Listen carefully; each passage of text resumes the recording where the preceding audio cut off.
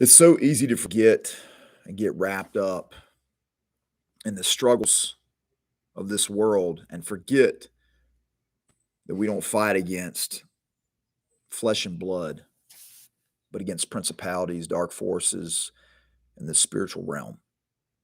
Paul teaches us that in Ephesians 6, that the conflict that we see around us is not rooted there. It's rooted in the supernatural. It's in the spiritual. So easy to forget that. We get in the right mindset, and we stay in that right mindset, and then, things happen. Conflict happens between you and a stranger, you and a loved one, you and somebody really close to you. And next thing you know, you're wrapped up in that struggle, whether it's physical, emotional, verbal, whatever the case may be. And it's so easy to start getting headlong into combating that with natural remedies, things that you think, arguments that you think you should make, and things you need to say. This is the Warrior Podcast, episode 114. Let's talk about how the struggle is real. So, we're not promised a rose garden. We've said that before. That was a logo or a campaign poster when I was in the Marine Corps, was that you're not promised a rose garden when you come into the Marines. The same is true for the Christian life. See, for the Christian, the war is in their lives. It's in themselves, between their flesh and the spirit. It's in their relationships with their flesh, want to fight other people's flesh. Not to mention the pressures and demands of a fallen world, the world system. And then you also have those dark forces that are vying around like chess pieces, or like they're controlling chess pieces, moving pieces around in our lives, the devil and his angels. So we have a very formidable enemy, and it's not the one we can see in front of us.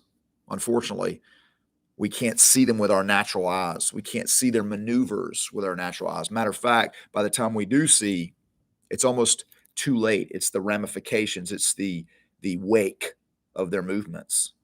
It's the result of what's already been done.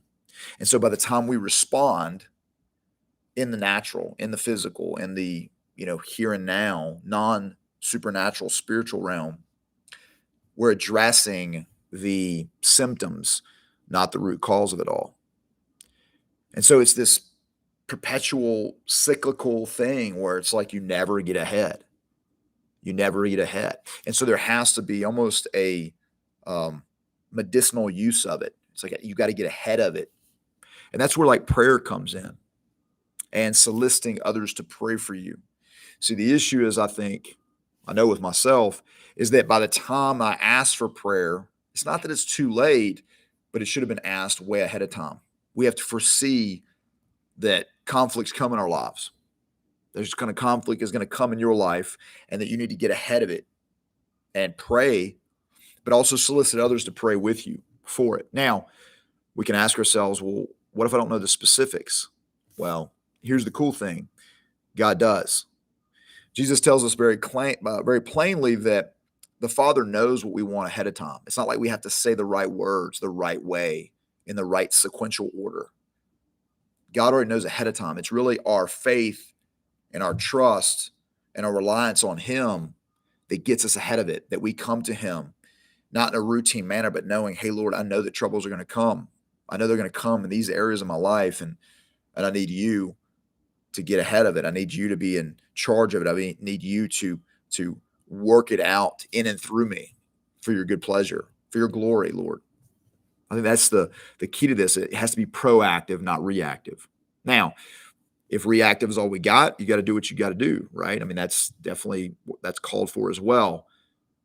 But I think what I'm talking about is more of a proactive approach.